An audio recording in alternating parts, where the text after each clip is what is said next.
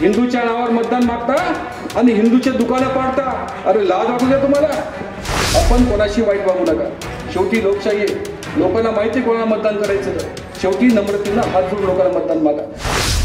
मी सगळ्यात अगोदर दादांचं, मी या माझ्या जिंतूर नगरीमध्ये 8 वर्षाच्या नंतर अजित दादा आपल्या जिंतूरमध्ये आले, त्याबद्दल मी सगळ्यांच्या वतीनं दादांचं मी स्वागत आजच्या कार्यक्रमात करतो.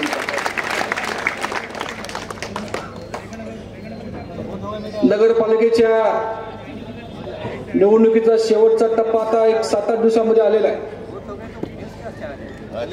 मला चांगलं आठवते 2016 मध्ये आपण सर्व जनतेने,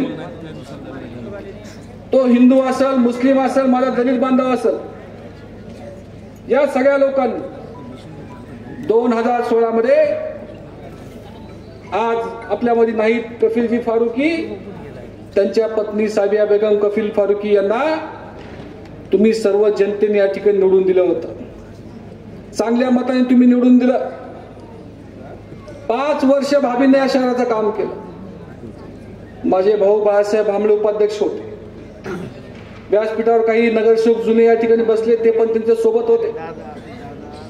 मला जनतेला एकच विचारायचंय की मागच्या 5 वर्षाचा कार्यकाळ तुम्ही सगळ्यांनी डोळ्यासमोर ठेवला पाहिजे. आम्ही बोलतोय काय खोटं बोलत नाही. आम्ही राष्ट्रवादीचे कार्यकर्ते कधी खोटं बोलण्यासाठी व्यासपीठावर उभे राहत नाही. या सगळा आलेख माझ्या मुलीने तुमच्या समोर मांडलाय की जिंतूर शहरामध्ये 5 वर्षामध्ये आपण काय काम केलं. आमच्या मुस्लिम बांधवाला कधी शादीखाना नव्हता. 4 शादीखाने बांधण्याचं काम या ठिकाणी नगरपालिकेच्या माध्यमातून भाभीन आणि बाळासाहेब भांबळेंनी केलं. शहरामध्ये हिंदू समाजाचे 15 मंदिर, त्या सगळ्या मंदिरांचं मी नाव आता काही सांगू शकणार नाही, पण 2-3 नाव सांगतो. विठ्ठल मंदिर असेल, तिकडं आमच्या मोंढ्यातलं मंदिर असेल, ज्ञानेश्वर महाराजांचं मंदिर असेल, कालिका देवीचं मंदिर असेल, अशा 15 मंदिराचं काम ते कोणी केलं. भाभी एक मुस्लिम अध्यक्षानं सुद्धा या ठिकाणी हिंदूचे मंदिर बांधले. असं कुठं तुम्हाला बघायला मिळणार नाही. एक मुस्लिम भगिनी, त्या मुस्लिम भगिनीच्या हस्ते आमच्या हिंदूंच्या मंदिराचे काम करण्याचं काम कोणी केलं असेल तर त्यांचं नाव साबिया बेगम कफील फारुकी. माझ्या मागासवर्गीय समाजासाठी आम्ही काय करतोय. परभणी जिल्ह्यामध्ये एवढं चांगलं बौद्ध विहार नाहीये.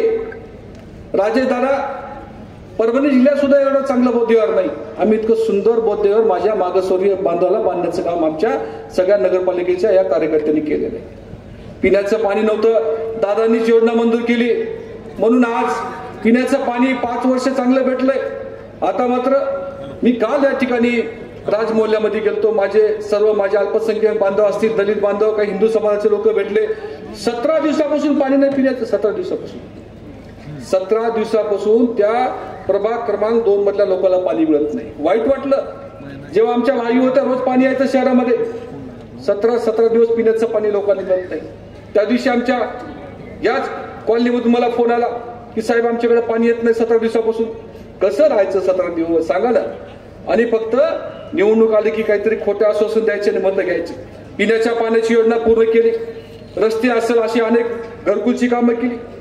ही सगळी कामं भाभींच्या नेतृत्वामध्ये करण्याचा प्रयत्न भाभींनी आणि माझे बंधू व सगळ्या नगरसेवकांनी केला.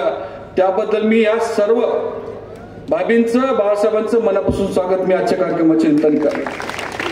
2-3 गोष्टींचा उल्लेख मी या ठिकाणी करणार. कफीलभाई फारुकींच्या बाबतीत मला काही गोष्टींचा उल्लेख करायचा.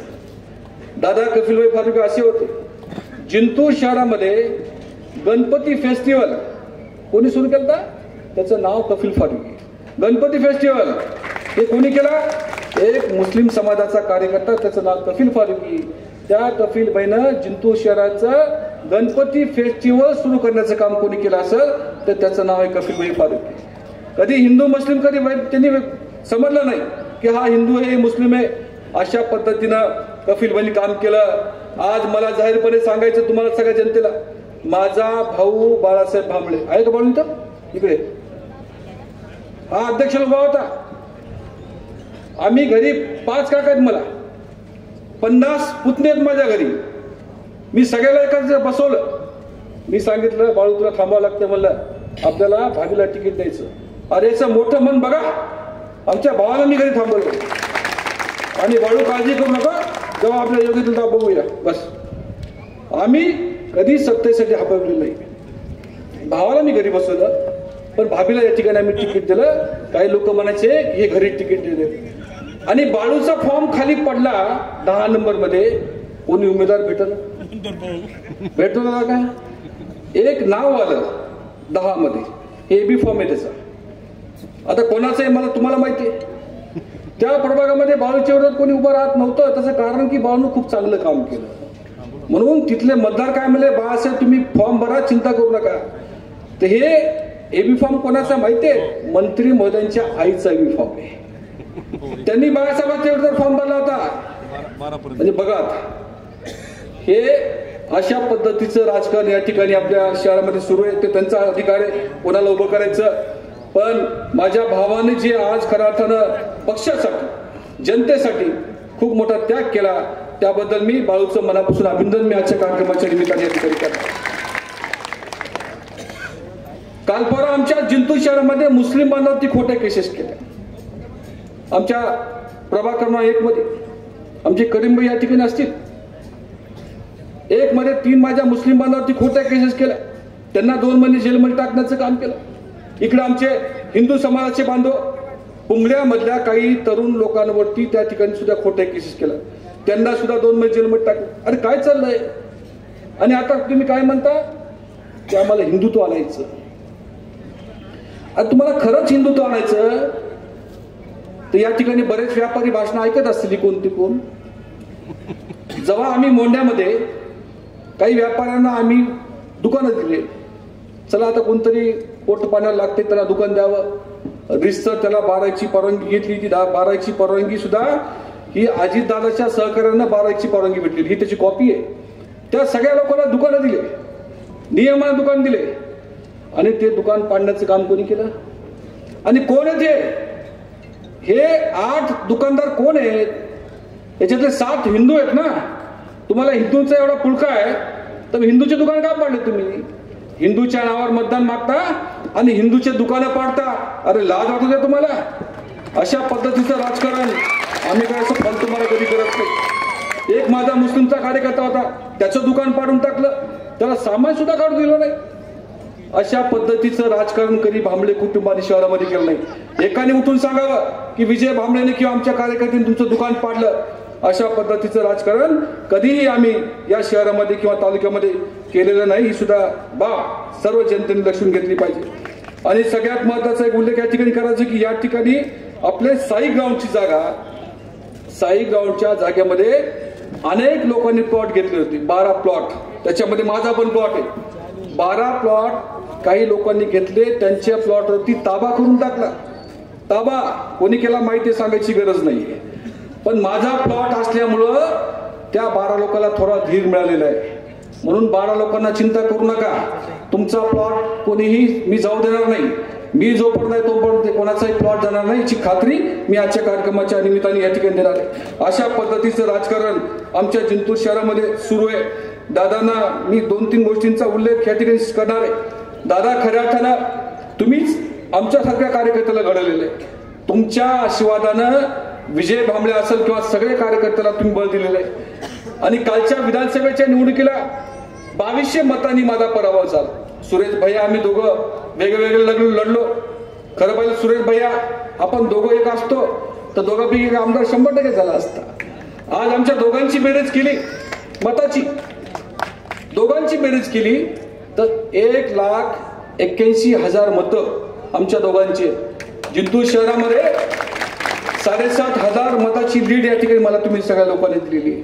अमृता वहिनी या ठिकाणी बसल्यात, त्यांनी सुद्धा मला नंतर सांगितलं निवडणूक झाल्यानंतर म्हणले भैया मला आपली चूक झाली म्हणजे दोघांची. ठीक आहे आता ताई झालं मागचं झालं, याच्यानंतर मात्र आपण सगळं सोबत काम करूया. मी सर्व माझ्या जिंतूरकरांना विनंती करतोय की तुम्ही सगळ्या लोकांनी खूप प्रेम पक्षावरती केलं, दादावरती केलं, माझ्यावरती केलेलं आहे. म्हणून उद्याच्या निवडणुकीला कोणतीही चूक होऊ देऊ नका. 5 वर्ष कोण काम करते. शहराची आज काय अवस्था आहे. पिण्याचं पाणी मिळतंय का. 17 दिवसाला पिण्याचं पाणी. MSCBची लाईट 8 दिवस नाही, नगरपालिकेत जा कुठलं काम होत नाही, सगळ्या शहरामध्ये धूळ आहे, कुठं स्वच्छता होत नाही. हे सगळे कामं करण्यासाठी सत्ता पाहिजे आणि नगराध्यक्ष आणि आपले नगरसेवक पाहिजे. मी सगळ्यांना विनंती करतो, दादाला विनंती करतो की दादा, ही सर्व मंडळी तुमच्या शब्दावरती अध्यक्षांनी 25 नगरसेवक नक्की देतील, पण 2-3 मागण्या मी या ठिकाणी आज करणार. दादा, खऱ्या अर्थानं तुम्ही राज्याचे उपमंत्री आहात, आमची मागणी आहे नगरपालिका आल्याच्या नंतर आम्हाला जिंतूर शहरामध्ये आणखीन 2 शादीखाने चांगल्या प्रकारचे आम्हाला मंजूर करावे, ही विनंती या ठिकाणी करतो. दुसरं, एक चांगलं नाट्यगृह. मध्यंतरी अनेक लोकांनी सांगितलं की नाट्यगृह करायची, पण जागा भेटत नाही. जागा कशी भेटत नाही ती मी बघतो. शादीखान्याला बी जागा मी बघतो आणि नाट्यगृहाला बघतो. नाट्यगृह सुद्धा दादा आम्हाला पाहिजे आणि एक चांगल्या प्रकारचं एक मंगल कार्यालय जे हिंदू बांधवांसाठी, त्यांना आम्ही जसं मागा शादीखाना खूप कमी पैशामध्ये आम्ही लोकांना देत होतो, तसं एक चांगलं मंगल कार्यालय शहरामध्ये आम्हाला बांधायचं, ते पण गरिबांसाठी कमी खर्चामध्ये. 2-2 लाख रुपये मंगल कार्यालयामध्ये लागतील. तशा प्रकारचं नसून तर नगरपालिकेचं मोजकं भाडं ठेवून एक मंगल कार्यालय सुद्धा दादा आम्हाला या ठिकाणी मंजूर करावं, अशा प्रकारची विनंती या ठिकाणी करतो. जाताना एक शेवटचा मुद्दा सांगणार आहे. प्रभाग 6 मध्ये एक मारवाडी समाजाचा, ब्राह्मण समाजाचा एक कार्यकर्ता त्यांनी आपल्या पक्षाकडे उभा राहण्यासाठी या ठिकाणी मत व्यक्त केलं. धमक्या दिल्या, त्यांना फोन केले, तुम्ही कसं उभं राहता. अक्षरशः त्याचे काका माझ्याकडे रडू लागले. एक मारवाडी समाजाचा ब्राह्मण जसं आपण दर्शन घेतो तशा माणसाला धमकी देण्याचं काम या जिंतूरमध्ये सुरू आहे. म्हणून मी त्या कार्यकर्त्याला सांगितलं, तू थांब बेटा, उभं राहू नको. म्हणून माझ्या मी पुतण्या टाकला पुतळा बॉम्बलेला, कोण काय धमकी देते या म्हणत आहे. अशा पद्धतीचं राजकारण असं फालतू आम्ही कधी करत. शेवटी लोकशाही आहे, आमचा कार्यकर्ता कोणता चुकणार नाही. आपण कोणाला बोलू नका, आपण कोणाशी वाईट वागू नका. शेवटी लोकशाही आहे, लोकांना माहिती कोणाला मतदान करायचं. शेवटी नम्रतेनं हात जोडून लोकांना मतदान मागा. मी म्हणून आज सर्व जिंतूरकरांना विनंती करतो की भाभी ह्या हिंदू मुस्लिम सर्व दलित बांधवाला घेऊन चालतील, मी खात्री देतो. दादा मुद्दामून परभणी जिल्ह्यामध्ये एकच सभेसाठी आलेत, ते तुम्हाला विनंती करण्यासाठी आलेत. म्हणून विनंती करतो, उद्याच्या 2 तारखेला कोणाच्या पैशाला बळी पडू नका. 2-3 हजार रुपये जास्तीत जास्त काम देत नसते, 5 वर्ष कोण आपलं काम करणार आहे.